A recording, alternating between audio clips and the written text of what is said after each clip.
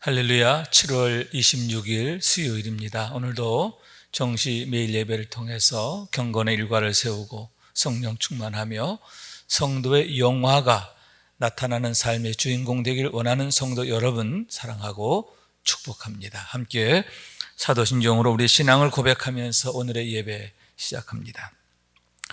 전능하사 천지를 만드신 하나님 아버지를 내가 믿사오며 그 외아들 우리 주 예수 그리스도를 믿사오니 이는 성령으로 잉태하사 동정녀 마리아에게 나시고 본디오 빌라도에게 고난을 받으사 십자가에 못 박혀 죽으시고 장사한 지 사흘 만에 죽은 자 가운데서 다시 살아났으며 하늘에 오르사 전능하신 하나님 우편에 앉아 계시다가 저리로서 산자와 죽은 자를 심판하러 오시리라. 성령을 믿사오며 거룩한 공회와 성도가 서로 교통하는 것과 죄를 사하여 주시는 것과 몸이 다시 사는 것과 영원히 사는 것을 믿사옵나이다. 아멘. 함께 찬송하겠습니다. 536장 죄짐에 눌린 사람은 함께 찬송합니다.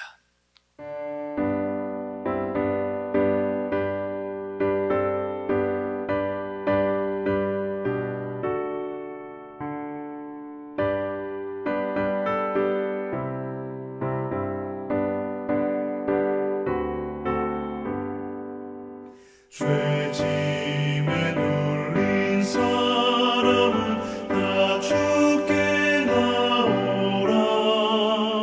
주 말씀 의지할 때에 곧 평안 얻으리. 의지하세 의지하세 주 의지하세.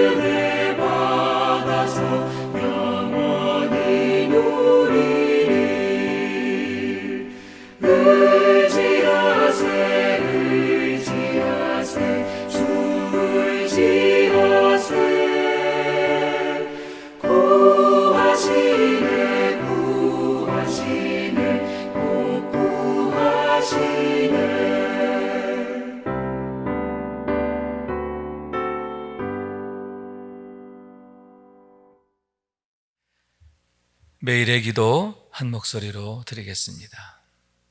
참 평강의 주님, 오늘도 새로운 하루를 주시고 복되게 하시니 감사합니다.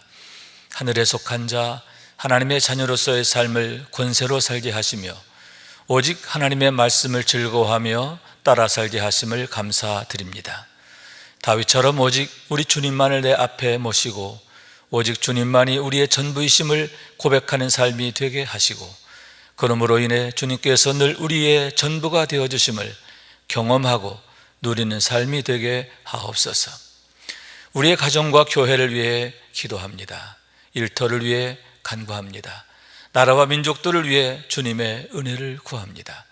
구원과 치료와 회복의 은혜를 내려주셔서 어그러진 모든 것들이 바로 세워지게 하시고 평화를 이루게 하옵소서. 이제 일상이 된 경건의 일과를 통해서 성령의 충만, 성도의 영화를 이루게 하옵소서. 주님 사랑합니다. 언제나 자기 눈동자같이 우리들을 사랑하시는 주 예수 그리스도의 이름으로 기도드립니다. 아멘. 오늘 주시는 하나님의 말씀은 사도행전 15장 1절에서 11절까지의 말씀입니다. 제가 받들어 있습니다. 어떤 사람들이 유대로부터 내려와서 형제들을 가르치되 너희가 모세의 법대로 할례를 받지 아니하면 능히 구원을 받지 못하리라 하니, 바울 및 바나바와 그들 사이에 적지 아니한 다툼과 변론이 일어난지라. 형제들이 이 문제에 대하여 바울과 바나바와 및 그 중에 몇 사람을 예루살렘에 있는 사도와 장로들에게 보내기로 작정하니라. 그들이 교회의 전송을 받고 베니게와 사마리아로 다니며 이방인들이 주께 돌아온 일을 말하여 형제들을 다 크게 기쁘게 하더라. 예루살렘에 이르러 교회와 사도와 장로들에게 영접을 받고 하나님이 자기들과 함께 계셔 행하신 모든 일을 말하며, 바리새파 중에 어떤 믿는 사람들이 일어나 말하되 이방인들에게 할례를 행하고 모세의 율법을 지키라 명하는 것이 마땅하다 하니라. 사도와 장로들이 이 일을 의논하러 모여 많은 변론이 있은 후에 베드로가 일어나 말하되, 형제들아 너희도 알거니와 하나님이 이방인들로 내 입에서 복음의 말씀을 들어 믿게 하시려고 오래전부터 너희 가운데서 나를 택하시고, 또 마음을 아시는 하나님이 우리에게와 같이 그들에게도 성령을 주어 증언하시고 믿음으로 그들의 마음을 깨끗이 하사 그들이나 우리나 차별하지 아니하셨느니라. 그런데 지금 너희가 어찌하여 하나님을 시험하여 우리 조상과 우리도 능히 매지 못하던 멍에를 제자들의 목에 두려느냐. 그러나 우리는 그들이 우리와 동일하게 주 예수의 은혜로 구원받는 줄을 믿노라 하니라. 이는 하나님의 말씀입니다. 아멘. 할렐루야. 주님의 은혜가 더욱 여러분에게 함께 하시기를 주님 이름으로 축원합니다. 요즘 코로나19가 다시 창궐하는 그런 조짐을 보이고 있는데, 여러분 하나님의 능력으로 더욱 강건해져서 날마다 넉넉히 이기는 삶이 되시기를 주님 이름으로 축원합니다.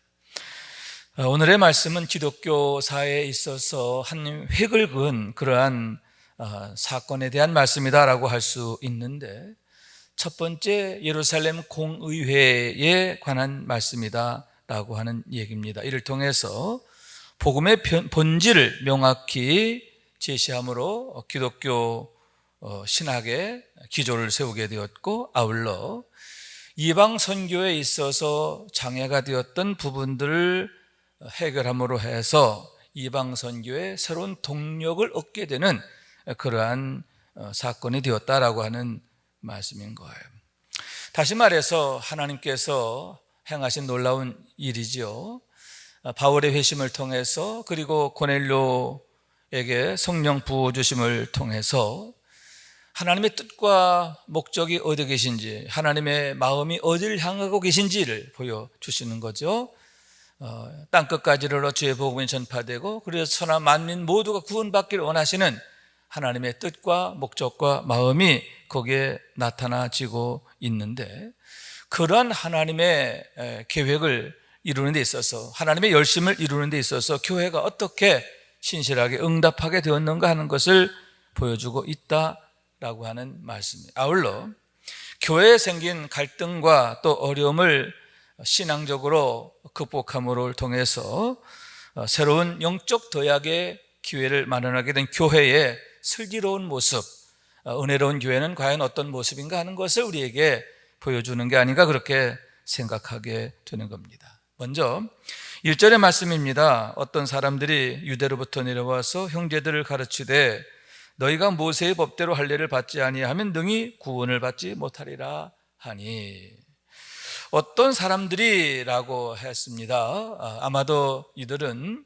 흩어진 그리스도인들 중에 하나가 아닌가 생각하게 되는데, 예루살렘 교회 박해가 일어나서 성도들이 이제 유대와 사마리아 각처로 흩어지게 되지요. 그들 중에 어떤 사람인 것으로 여겨지고, 또 그들은 아마도 헬라파이든 유대파이든 매우 아주 보수적 신앙을 갖고 있던, 그래서 유대교적인 그런 전통에 대해서, 전성에 대해서 애정을 많이 갖고 있던 그런 사람들이 아닌가 그렇게 생각하게 되는 겁니다. 그들이 유대로부터 내려왔다. 어디로 내려온 거예요? 수리아 안디옥으로 내려오게 되었다라고 하는 말씀이에요. 수리아 안디옥에 안디옥 교회가 세워지고 이렇게 교회가 은혜롭게 부흥한다는 소식을 들었겠죠. 그래서 격려하는 차 또 이렇게 오지 않았을까 생각하게 되는데, 문제는 와서 혼란을 야기하게 되었다라고 하는 말씀이죠. 다시 말해서 너희가 모세의 법대로 할례를 받지 아니하면 능히 구원을 받지 못하리라, 이렇게 가르치게 됐다라고 하는 말씀인 거죠. 여러분, 이것이 왜 문제냐라고 하면 할례를 받아야 구원을 받는다라고 하는 것은, 첫째, 예수 그리스도의 구속사의 능력을, 예수 그리스도를 통한 하나님의 구속의 능력을 부정하는 거예요. 여러분, 구원은 예수 그리스도의 대속의 은혜로 받는 거죠. 예수님께서 우리의 모든 죄를 당신의 십자가로 대속하심으로 우리가 구원을 받는 거예요. 그 십자가를 통해 주신 하나님의 언약, 그 언약을 믿는 믿음, 그 믿음으로 우리가 구원을 받는 거예요. 첫째로는 하나님의 은혜지요, 두 번째는 그 은혜를 믿는 믿음이지요. 그런데 여러분, 할례를 받아야, 모세 율법대로 할례를 받아야 구원받는다라고 하는 것은, 여러분, 예수님 없어도 구원받는다라고 하는 뜻과 다르지 않다라고 하는 거죠. 여러분, 모세와 또 자신의 전통, 전승, 그걸 귀하게 여기고 또 거기에 대해서 애착을 갖는 거 이해할 수 있습니다. 그렇지만 여러분, 예수 그리스도를 통해서 우리가 구원을 받게 되고, 아멘. 여러분, 이 율법이라는 것 자체도 사실은 예수 그리스도가 오실 때까지 유효한 거잖아요. 그리고 예수 그리스도를 가르치는 손가락과 같은 게 바로 율법이다라고 하는 얘기고, 또 할례 역시 마찬가지다라고 하는 거예요. 그런데 여러분, 율법대로 할례를 받아야 구원받는다라고 하는 주장은 이렇게 치명적인 문제가 있음을 보게 되는데, 그걸 가르치게 됐다라고 하는 거예요. 예수 그리스도를 어쩌면 부정하는 그러한 정말 치명적이고 아주 정말 심각한 문제를 야기하게 되었다라고 하는 얘기입니다. 또한 여러분, 우리가 구원받는 것은 하나님의 그 은혜, 예수 그리스도를 대속자로 주신 하나님의 은혜를 믿는 믿음으로 구원받는 거거든요. 우리 공로로 받는 게 아니란 말이에요. 행함으로 받는 게 아니란 말이에요. 그런데 할례를 행하여야지만, 행함을 통해서 구원받는 것처럼 이렇게 주장하고 있는 거예요. 여러분, 하나님의 은혜를 믿는 믿음으로 구원받는 거예요. 아멘. 믿음으로 구원받는다는 얘기는 뭐냐면 우리의 모든 구원이 전적으로 하나님의 은혜다라고 하는 그런 사실이죠. 그런데 어떤 사람들은 할례를 받아야, 율법을 행하여야, 행함으로, 자신의 공로로 구원받는 것이다 라고 이렇게 잘못된 주장을 하게 되었다라고 하는 말씀인 거예요. 당시 바울과 또 교회가 가르치던 그 복음의 본질과는 많이 어긋나 있는, 치명적으로 문제가 있는 그런 가르침인데, 그런 가르침을 전하게 되었다라고 하는 거죠.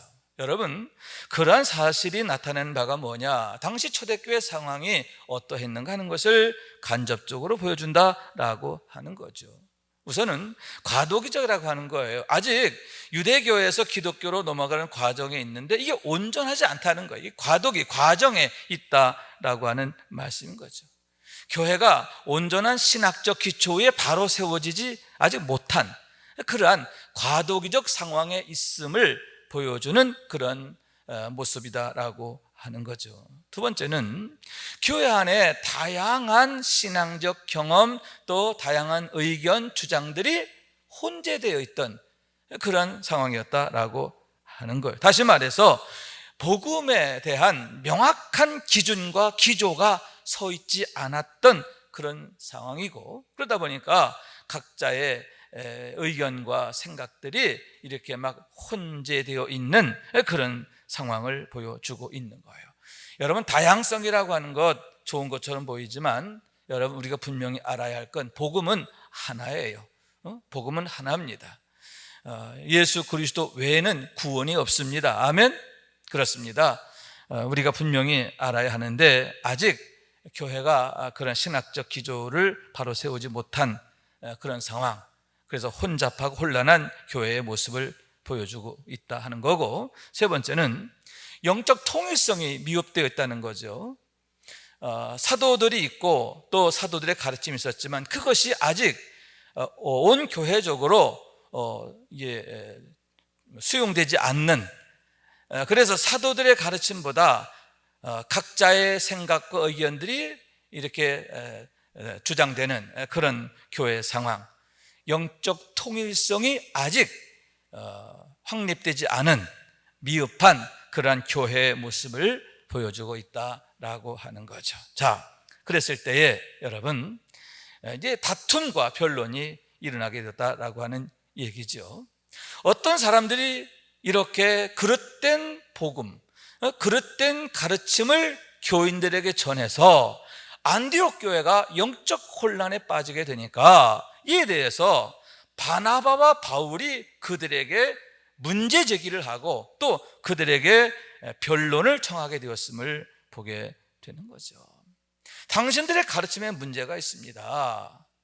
우리가 구원받는 것은 행함으로 받는 게 아니라 예수 그리스도의 대속의 은혜로 받는 겁니다. 그리고 그 은혜를 믿는 믿음입니다. 공로가 아닙니다 라고 복음의 본질에 대해서, 핵심에 대해서 바나바와 바울이 주장하게 되었고, 그로 인해서 어떤 사람들과 또 이 바나바와 바울이 이제 서로 다툼이 일어나게 되었고, 그리고 변론이 되어지게 되었음을 보게 되는 거죠.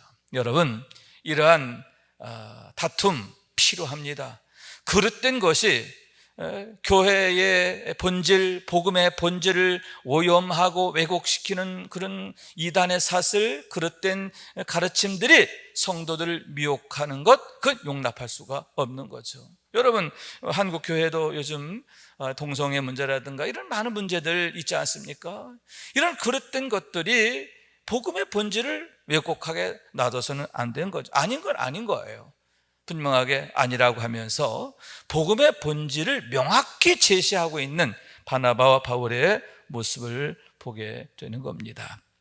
자, 그러기 위해서는 어떻게 해야 돼요? 내가 바로 알아야 되겠죠? 예수님이 누구인지 바로 알아야 되고, 왜 하나님이 예수님을 보내셨는지, 왜 예수님이 십자가에 죽으셔야 했는지, 그리고 십자가의 죽으심이 우리에게 과연 어떤 의미가 있는지, 예수님 왜 부활하셨고 예수님의 부활이 우리에게 주는 의미가 뭔지, 여러분, 복음의 비밀, 구속사의 비밀 바로 알아야 할 줄로 믿습니다. 그래서 아닌 것은 아니라고 분명히 말할 수 있는, 여러분, 이단들, 요즘에 신천지니 뭐니 얼마나 많은 이단들이 성도들을 미혹하고 교회를 흔듭니까? 복음의 본질을 왜곡합니까? 여러분, 이런 이단들의 그런 거짓된 것, 왜곡된 그런 진리에 대해서 당당하게 복음의 진리를, 복음의 비밀을 우리가 말할 수 있고 이겨낼 수 있게 되기를 원합니다. 자, 이렇게 교회가 혼란에 빠지니까 어떻게 합니까? 교회가 모여서 의논했어요. 어떻게 하면 좋을까? 그래서 수리학 교회에서 바나바와 바울을, 그리고 또 여러 사람들을 함께 사도들에게 보내자. 예루살렘에 있는 사도들에게 보내서 복음의 진리가 무엇인지 그걸 명확하게 정리를 받도록 하자. 명확하게 복음의 본질에 대해서 우리가 대답을 듣자라고 결의를 하고 사도와 바나바와 바울 그리고 몇몇의 성도들을 함께 딸려서 예루살렘으로 보내게 되었다라고 하는 거예요. 자, 그래서 그들이 가면서 어떻게 했다? 그들이 들르는 곳마다 만나는 사람들에게마다 하나님께서 우리를 통해서 어떤 일들을 행하셨는지 하나님이 행하신 놀라운 그런 일들을 증거하게 되었고 또 그를 통해서 많은 이방인들이 주께 돌아온 그 일들로 인해서 교회마다 성도들마다 용기를 얻고 힘을 얻고 기쁨을 얻게 되었음을 보게 되고 예루살렘에 도착했을 때 사도들로부터 아주 극진한 영접을 받게 되었음을 보게 되는 겁니다. 자, 그렇게 해서 여러분 6절 말씀이죠. 사도와 장로들이 이 일을 의논하러 모여 제1차 예루살렘 공의회가 열리게 되었다라고 하는 거예요. 다시 말해서 사도들과 장로들이 중심된 그러한 최고의 영적 회의가 열리게 되었다라고 하는 말씀인 거예요. 자, 수리학 교회가 질문해온 이 문제를 같이 해결하기 위해서 거기에 대한 대답을 주기 위해서 이렇게 모여 회의를 하게 되었는데 그때에 많은 변론이 있었음을 보게 되는 거예요. 다양한 의견들. 어떤 사람들과 같은 신앙적 기조를 갖고 있던 사람들은 아무리 예수를 믿어도 할례를 받아야 됩니다. 예수를 믿어도 모세의 율법을 지켜야 됩니다. 라고 강력하게 주장하게 되었고 또 다른 복음주의적인 그런 신학, 다시 말하면 바울과 바나바와 같은 신앙적인 그런 기조를 갖고 있는 분들 아닙니다. 예수 그리스도 그분으로 구원은 완성되었습니다. 예수님을 믿는 믿음으로 구원을 받는 것이고 그 믿음으로 우리가 세례를 받았으면 할례 받은 것과 다를 바가 없습니다. 이렇게 주장하게 되었고 그것으로 인해서 교회가 설왕설래 많은 의논들이 있게 되었다라고 하는 거죠. 자, 그랬을 때에 이제 7절 말씀 이제 베드로가 일어나서 정리를 하게 되는 거죠. 많은 변론이 있은 후에 베드로가 일어나 말하되 형제들아 너희도 알거니와 하나님이 이방인들로 내 입에서 복음의 말씀을 들어 믿게 하시려고 오래전부터 너희 가운데서 나를 택하시고 그러면서 9절에 보면 믿음으로 그들의 마음을 깨끗게 하사 아멘. 어떻게? 할례를 통해서 깨끗해지는 게 아니에요. 행함을 통해서가 아니란 말이에요. 믿음을 통해서. 어떤 믿음? 예수가 나의 대속자이심을 믿는 믿음. 아멘. 하나님께서 예수님을 통해서 나를 구원하시는 믿음. 아멘. 그 믿음이죠. 그러면서 11절에 보면 주 예수의 은혜로 구원받는 줄을 믿노라. 아멘. 우리가 어떻게 구원을 받느냐? 주 예수를 믿는 믿음으로 구원을 받는 것이지 행함이 아니다 라고 주장하면 분명하게 베드로가 일어나 선포하게 되었음을 보게 되는 거죠. 그렇게 함으로써 분명한 복음의 기조, 복음의 기조를 분명하게 정하게 되었음을 보게 되는 거예요. 다시 말해서 교회가 이제는 신학적인 그러한 정리를 하게 되었다라고 할 수 있는데 뭐냐? 모세의 율법으로 구원받는 거 아니고 할례를 받아야 되는 거 아니고 어떻게 해요? 우리의 구원은 오직 예수 그리스도를 믿는 믿음으로 그리고 우리가 그 믿음으로 세례를 받았으면 어떻게 되는 거예요? 우리가 이미 하나님의 자녀로 거듭났기 때문에 이미 깨끗해졌기 때문에 하나님 앞에 의롭게 되었기 때문에 할례가 필요치 않다. 그리고 이제는 예수를 믿는 사람으로서 믿음의 도리를 따라 살면 된다. 이렇게 분명히 선포하게 되었음을 보게 되는 거죠. 자, 오늘 말씀에서 우리가 세 가지를 생각해 보기를 원하는데 첫째로는 그릇된 것에 대해서 분명히 변론할 수 있는 그러한 믿음의 비밀을 우리가 바로 가져야 되겠다는 거예요.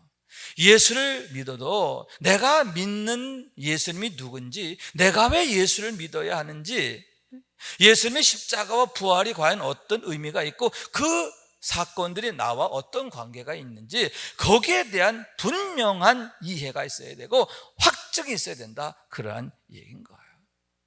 그래서 여러분, 온갖 혼잡한 이야기, 이단, 교묘한 속임수, 왜곡된 진리, 여러분 이 모든 것에 대해서 우리가 늘 당당히 이겨낼 수 있기를 바라고요, 복음 위에 바로 서는 우리가 될 수 있기를 원합니다. 그러면서 교회를 지키고 성도들을 지켜내는, 우리 가정을 지켜내는 우리 모두가 될 수 있기를 원합니다. 두 번째는 그들이 어떤 어려운 문제가 부딪혔을 때에 어떻게 하느냐, 사도와 장로들에게, 특히 예루살렘의 사도들에게 대답을 구하는 그런 것을 보게 되는데 뭐냐, 우리가 잘 모르게 되었을 때에 여러분 그 모든 것들을 사도들의 신앙적인 가르침, 거기에 내가 맞춰가고 그 가르침을 따르고자 하는 그런 노력을 여기에서 보게 된다라고 하는 얘기죠. 여러분, 우리가 신앙생활하면서 분명히 알아야 할 것, 영적 통일성을 가져야 된다는 거예요.